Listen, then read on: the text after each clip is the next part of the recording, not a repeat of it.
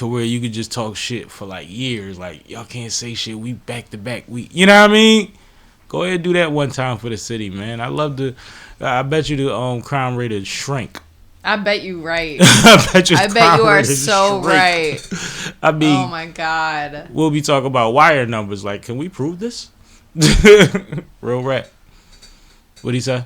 He says Saquon was born in Philly. That's why he come home. I heard that. I mean, listen, man. Philly loves Saquon, and Saquon seems to love his new job. Saquon went to high school, actually, at one of my rival high schools, Whitehall. He was born in Lehigh Valley. So he's from the area like Kobe. But he went to Penn State, too. Yeah, he did go to Penn State. I saw that. He got a lot of PA, a lot of Philly in him, so I respect it. Big fan. All right. You ready to move on? I mean, if you are, I ain't want to rush through your parade, so you let me know. No, we can move on. All right, I've celebrated my Eagles for another week, so probably going to continue to wear bird stuff for one more week, and then I'll close the closet on it. You got more bird stuff coming, so. Exactly. That's why I got to wear it for another week. All right. Let's move on to All-Star Weekend. Why not, right? Okay, so let's start with Friday. Noah said I might have to get me a Saquon Barkley jersey, as you should. Yeah, grab one of them pups. She just grabbed the Hertz joint with the patch on it. You know what I'm saying? Yep. Yeah.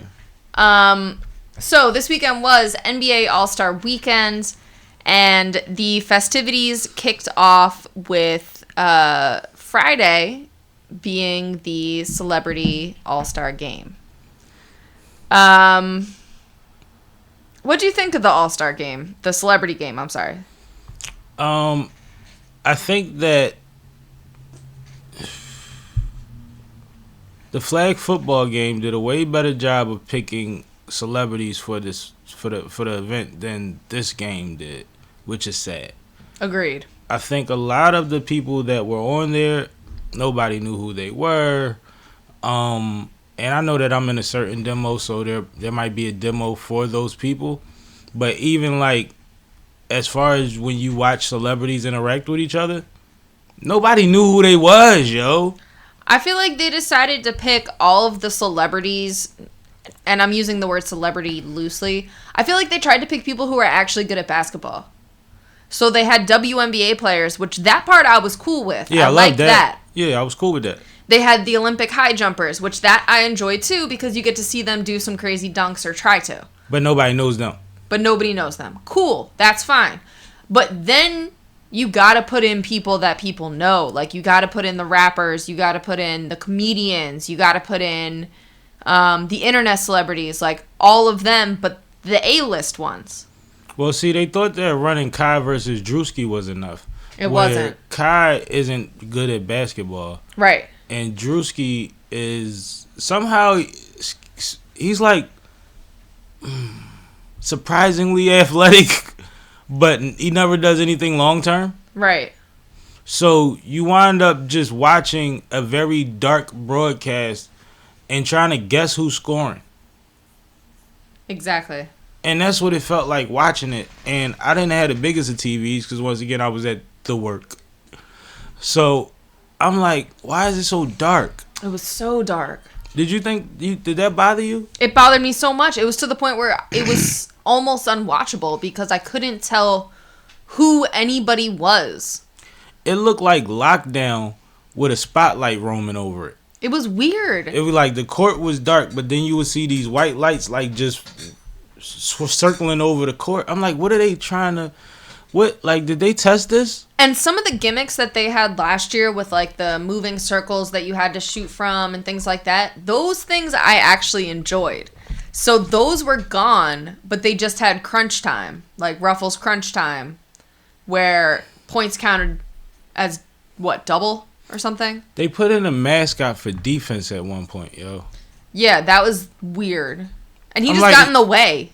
Like, he got on gloves. He did not help. He has on gloves. Yeah, it was It was just weird. It was a real shit show.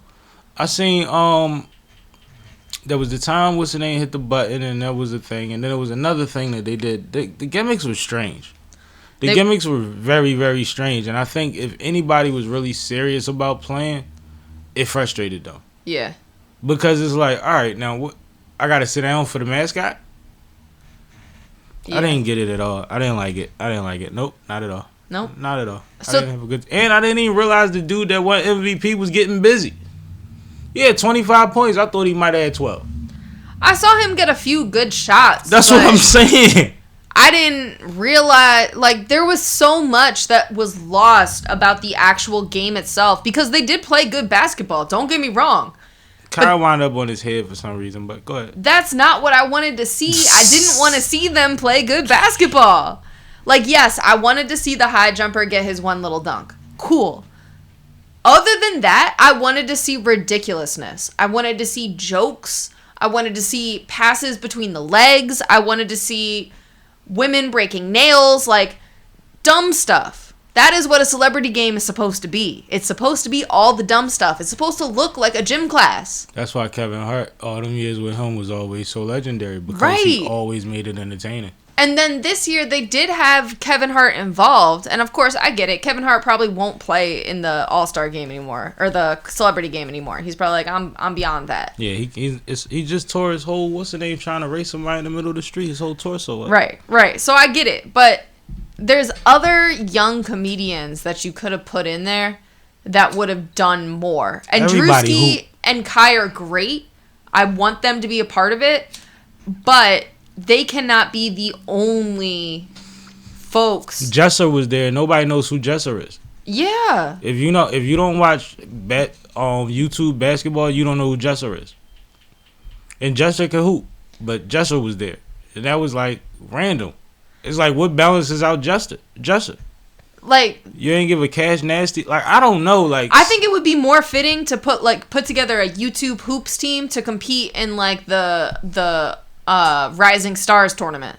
I think that'd be cool. But like for the celebrity, I think anything celebrity athletic should have Duke Dennis in it.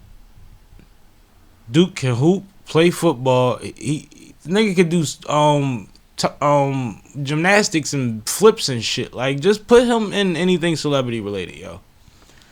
I mean, that's fine, but I still don't think that like Terrell Owens was in it. He's 50 years old. Yeah, like, I don't think that it's more athletes that are going to save this game. I think that it's personality-based. Like Rock and Jock. Yes. You need to bring the cool, the crazy factor, the funny factor. I'm with that. I'm not against that, but, like, it's sad that the celebrity game is just as bad as the All-Star game has become, and it wasn't like that a year or two ago. It's like, this is new. Like, why did they drop the ball on this year? Noah King said they should have had Duke Dennis and Chris Brown. I wouldn't be mad at that. That'd be good. Always Chris Brown. Always Quavo. Yeah. You know what I mean? And Elite Chopper, a little controversial, but he's an athlete. Mm-hmm. A hell of a ball player. Gilly. Mm-hmm. Why wasn't Gilly there? Why y'all never put Gilly in the joint? What do y'all got against Gilly? He running around hooping with everybody. Gilly would be a great person to have. Gilly would get 3 MVPs in a row, and y'all have a hell of a fucking weekend talking about him breaking Kevin Hart record. Yep. Like, it could be a thing. So let's move on from the celebrity game and talk about the skills competition, which to me, the skills portion was probably the highlight of the All-Star weekend for me and has been for the last couple of years. So there was the team skills, like the passing, John. There was the 3-point competition, and then there was the slam dunk competition. Right? I didn't miss any, right? So, there was some controversy in the team skills competition. Sam, what happened? So, Chris Paul and Wembanyama decided that they were going to, I guess, exploit a loophole and got themselves disqualified from the competition. So what they did was they went up to all the racks and just threw all the balls and pretended to shoot them just to make sure that they could get the fastest time. and figuring that the points that they would miss out on, they would compensate for in time. They quickly found out that disqualified them from the competition. And if you watch the footage that they showed after, you could see that Chris kind of sold Wemby on it, which is crazy because he's the president of the NBA committee. Like, come on, bro, don't cheat the game. And then you see them explaining to them why they are disqualified. So that's how the event started, because I believe they were the first team in contention, right? Yeah, I think so. Yeah, so then we had a pretty good competition after that, a pretty fun competition. What's funny about the skills competition is by the time the last person is going, you already know whether they won or lost when they hit certain points at a certain speed. Yeah. Like, it becomes impossible that you're going to be faster than that guy under 30 seconds. Yep. But that was fun. I had a good time watching that. That was interesting. That really hasn't fall off. But that's a niche thing. That's like you gotta appreciate it or you don't. Right. But I mean, anything competitive when we talking about, you gotta do the same thing with the same ball that I gotta do, with a skill set that we both supposed to have, and we're trying to beat each other's time. That always interests me. Always. So Always. The Cavs did end up winning that one. Yeah, the Cavs won. Mobley was balling out there. Absolutely. Mobley went crazy out there. He was with my boy. And then after the team skills, we went on to the 3-point competition. Yep. So 3-point came down to Tyler Hero and Buddy Hield. Buddy Hield scored 31 in his first round, which tied Steph Curry for the highest first round, or highest score ever. Who called it? You did. I said it. I said, yo, Buddy's about to have a great 3-point contest. As soon as he stood up, and that boy went for 31, man. Now, I'm not saying I called 31 because God, but I'm like, he's going to the finals convincingly, is what I had in my head when I said that. But go ahead. So ultimately, Tyler Hero did end up beating him in the final round. And Tyler Hero became the winner. Shout out to Tyler Hero. Shout out to Tyler. I love Tyler Hero's game, man. Yeah. Well deserved. One thing I also called was that he ain't going to do that 31 in the second round, so I don't know how this is about to go. And Tyler did what I thought he was going to do. Yep. So now moving on to the slam dunk competition. The slam dunk competition this year featured... Do you have all of them in front of you? I don't. You want me to look them up? I can do it probably quicker. Okay. You go ahead. You talk. Yeah, slam dunk competition, a lot of anticipation, always very controversial because year after year after year there are no superstars in the slam dunk competition. And even with this year, being as though a couple of the athletes in the competition were notable, which stood out to me was that the list of people in the competition was already short to begin with. And then Mac McClung, who was the returning 2-time champion, was back on it again and was probably the most notable name on the list. So it gets to a point where people are debating ahead of time whether they are even interested in the dunk contest this year or not. Right. Me, I'm always interested in the dunk contest. I consider myself a high flyer at one point. It was Stephon Castle and Andre Jackson Jr. and Matas Busele. And Mutas Buseles. And like I said, I'm always interested in a dunk contest. Mm-hmm. So I was tapped in. I'm ready to watch something. I don't know, because one thing that I've realized over the years, even though the names haven't been in the contest, we always get one of these kids or a Mac McClung. But for years before him, we get one of these kids that I might not know much about, and he wants to win so bad that he does something I've never seen before. Maybe 2 or 3 things I've never seen before, right? Uh-huh. Like we saw the kid blow the candle out on the back of the room before he dunked it, right? Yep. Like, I ain't never even... Who the fuck thought about putting a cupcake on the rim? You know, so, like, I appreciate stuff like that. So I was excited about the dunk contest this year, but go ahead. Now that you got the list together and we back, can you go ahead? No, so I think overall, Mac McClung came into this with a plan, and he wanted that three-peat. So he pulled out all the stops. His first dunk was, as you can see from the photo, him jumping over a Kia car. And he almost died doing that dunk. Yes, his foot hit the windshield a little bit. He had to recuperate his landing, but overall, he made the dunk, and that's all that matters. Yeah, it was beautiful. It was incredible to watch. And then his second dunk, again, a masterpiece. And his third. So all in all, he scored straight 50s throughout the entire competition. And just ended up taking home the trophy, which I thought was well-deserved. It was probably one of the most exciting slam dunk competitions that we've seen in some years. But what do you think about it overall? Overall, I thought it was dope. And I thought that there was some creative dunks outside of his dunk. Getting the oop through the net and dunking that shit was crazy. I never thought about nothing like that before neither, right? I didn't think that was possible. But Mac, I think, put on arguably one of the best shows we've ever seen, if not the best show we've ever seen in slam dunk history. When you equate his size, the magnitude of the dunks he did, the difficulty of the dunks he did, like there's certain dunks that to an average fan is like, oh, well, he just, like, say the car, for instance, right? You'll say, well, he's not the first person that jumped over a car. But then when you take all the other dynamics into it and the fact that he dunked it backwards and actually hit his foot on the car before he dunked it, it's like, no, that's kind of amazing, yo. Like, that's not even supposed to happen. And he did all his dunks on the first try. Or that touch the rim and then dunk it. Yeah. Like to an average player who's never tried to dunk before, like that seems okay, cool. Well, he was already there. But like, you couldn't even see it until you did the replay. Like, this stuff is stuff that some of it people have tried before. Some superior athletes have pulled some of this stuff off. But a Mac McClung from the G League, a white boy that's as tall as me, it's crazy to see.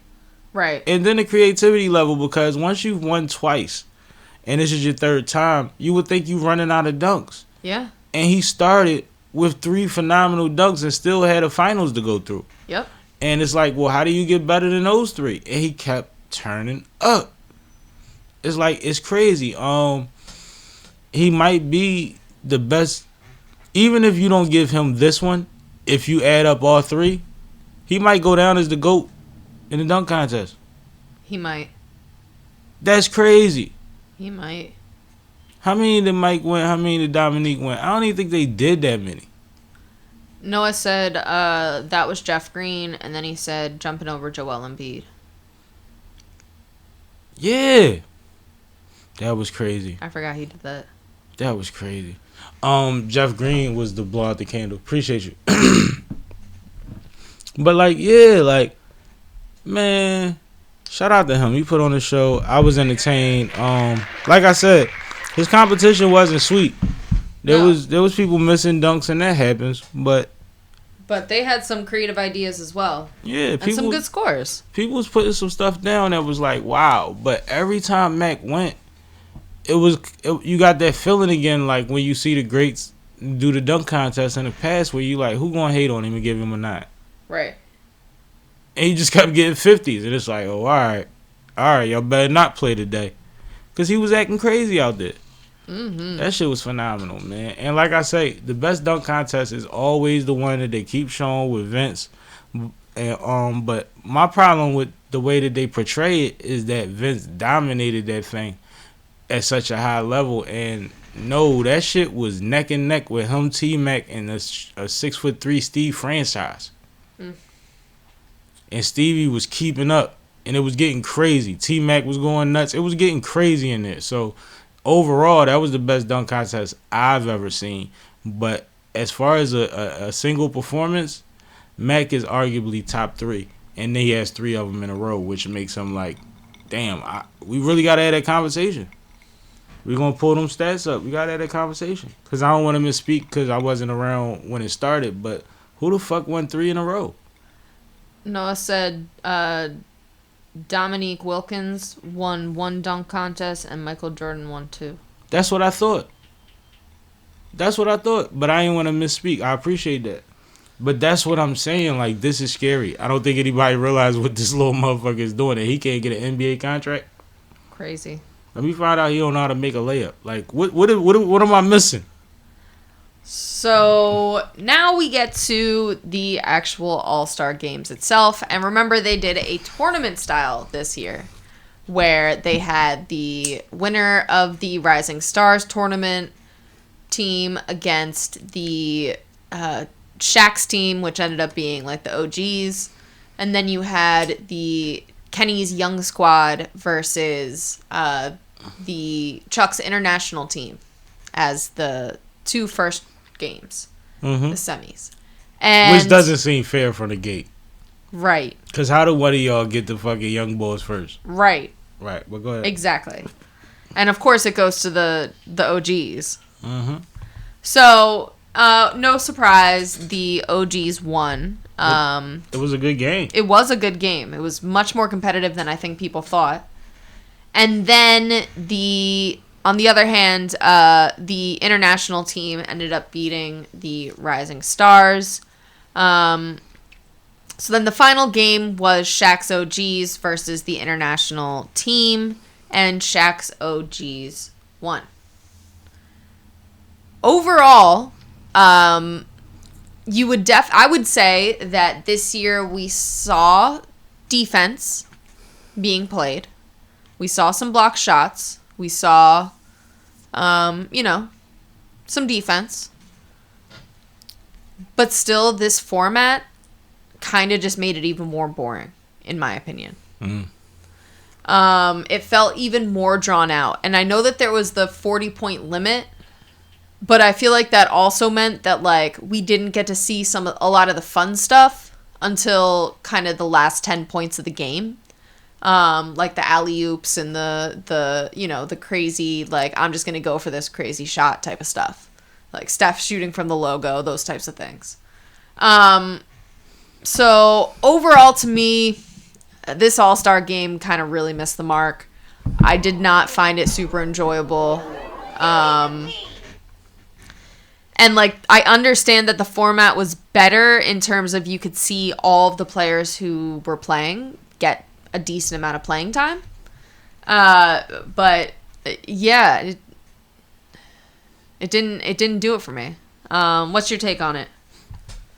I think that one thing we did see, first of all, Steph is the scariest motherfucker I ever seen in my life with a basketball in his hand. Yes. Like, it doesn't make any sense that every time the stage is lit, he's pulling difficult shots for no reason and hitting them. Best shooter ever. It is ridiculous what Steph does. But outside of Steph, because the main part of the story that you skipped was last minute LeBron ducked out. Yes. And a lot of people, Shannon was mad at him for that. He was mad, one, that he didn't play, and two, because of how the timing of it. Yeah, like you could have pulled out earlier and given somebody else the chance. Yeah, the logistics of it, he didn't like at all. He went off last night. But also, there's a couple young motherfuckers that showed their ass. Yeah. And they were playing against the best. Yeah. And you could see they were head and shoulders above the best. And I'm talking about Shea, and I'm talking about Wemby, and you know what I'm saying? Like, it was certain people that was like, oh, no. Like, Wemby, I've heard the mic'd up moments behind the scenes where Giannis is telling Wemby, like, bro, you're never going to not start anywhere in your life. Do you understand that? And then he's telling the referee, like, no, he wasn't telling the referee. He was telling a former player. He's telling Chuck. He said, bro, you've never guarded nothing like this in your life. You've never guarded nothing like him. Don't play like he's different. Like K. It's true. And when Wemby was acting up, man. Yeah, he was tough. He was tough. Nobody could do anything in the paint if he could see him. Yep.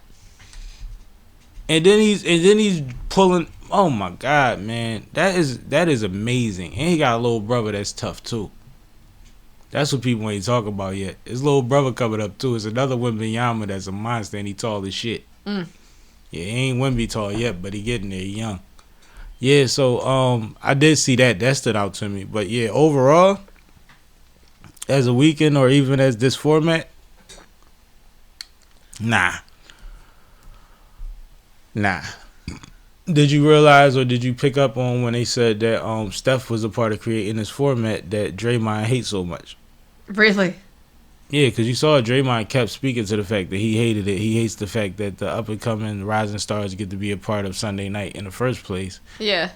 And he thinks that they should have kept it how it is. A lot of the backlash came where a lot of people were saying, which is true, that he's acting like that's somebody else's fault besides the players. Right. That they're trying things, right? Whether he appreciates them or not. And this was before the game. And after the game, he still kept the same sentiment. But they even asked Steph about it after the game. But Steph was in on this format. This was his idea, is what they're saying. What you think about that? Interesting. Is all you got? Yeah, I mean, I didn't mind the Rising Stars being a part of the situation. I didn't mind it being a tournament necessarily. I just needed it to be more exciting or different. Like, I understand that you don't want athletes to get hurt during All-Star games. Nobody does. But to me, the answer isn't, like, trying to get them to play more defense and, like, to make the game exciting. That's not the answer. It's, like, let them do the crazy trick shots and, like, add gimmicks that make more sense than what they do. So, I just didn't feel like the format was a hit. And one thing that I noticed, and it feels like it's been all season, things that they went hard at last year, like the in-season tournament, they did watered-down versions of this year. Yep. Like, even earlier when you was talking about the hot spots that was on the court and all that virtual stuff they was doing. Yep. And then this year was turn the lights down low, and then, like, it was like... Yeah, it was like halfway. Everything felt halfway. It's like the network contracts got bigger. Why is the production value going down? Yeah. Why do we not put as much into the, like, all the courts look the same in the in-season tournament? It was just different colors. Like, I like the idea of the NBA All-Star game having roving hotspots and, like, getting extra points for those hotspots. I think that's a new way to challenge the players that's fun and could be fun to watch. Yeah, that takes a little bit of the pressure off it, but still put some competitive on it because I could pull this 7-pointer, and it's a different game now. Right. No, I get it. And the crazy thing is, a lot of that is rock and jock shit. Like, if you watch the early Rock and Jocks, they had courts over top of the courts that was worth more points. They had spots on the courts that was worth more points. I believe they tried to do it in the Big Three also. That was a part of the Big Three. Like, that has proven over time to actually be an exciting part of games when you have celebrities involved. Yeah. Is basically what I'm saying. I also think it would be cool to see different types of games played. Like, what if it was like all the All-Stars played knockout? Like, I think that would be fun to watch. You want them to start playing horse. No, knockout. But that's what I'm saying. Like, now we're at the level of watching All-Stars play pig. Because what's the difference between knockout? They're standing. Where they going to stand? Half court? Everybody can make it from the top of the key. Yeah, they definitely got to stand at half court. It's got to be a logo shot to start it out. Are you kidding? Yeah, that's messy. That's ugly. That's ugly. Ugly. We shouldn't have to play backyard games at the All-Star weekend. Or even do a one-on-one tournament. Something. There's certain players that are open to that. Actually. That's been brought about. Did you see the players that reacted like Ja and them that said that Mac got them wanting to do the dunk contest? I did see that. And good. Giannis was on there, but then Giannis said his page was hacked the next day. But of course. Yeah. But, Giannis is a jokester, so. Yeah. Giannis's face during the dunk contest was funny. Hilarious. Oh, my God. One other thing I noticed from the weekend, There's 2 baby Antetokounmpos on their way. Look just like him. They both look like they tall for their age, and one of them is only 3 inches taller than the other one. And I'm feeling like we about to see a repeat. He already got, I think those both his sons, so an uncle and a dad in the NBA. Yep. And they might both be the same way. That is crazy. I'm looking at them with their basketballs and they asking certain questions. And it was one clip when on a mic'd up joint where he's telling them like, no, you stand here. And then the coach tells you what you do. And then you go out there and you execute. And I'm like, why are you talking to them like they about to play? Like, they know they got to sit down, right? Your kids be done ran on the court, bro. You hyping them up. But I love to see that because it's like the military, like the NBA professional sports. Like when you around it at the young age, you already get it. Right. Now it's your job to physically be able to attain it. You see what I'm saying? You know all of the behind the curtain shit. Noah King said, Josh said he was in, and so did Zach LaVine. Yeah, and Zach said it. And Zach is a goodie. So, I don't know. We'll see what happens next year. I think the dunk contest could be saved. I think they have no idea how to save the All-Star game. Yeah, I agree. I think that's what it comes down to. I think that there is new energy coming into the league every year. That mentality of I don't want to risk it or I don't want to whatever that stars are doing in the NBA for the last handful of years, I think we'll get a generation that breaks that. I think that sometimes we're not optimistic about the fact that the next group sometimes goes completely against the grain and wears parachute pants again. You know? Right. So, we'll see.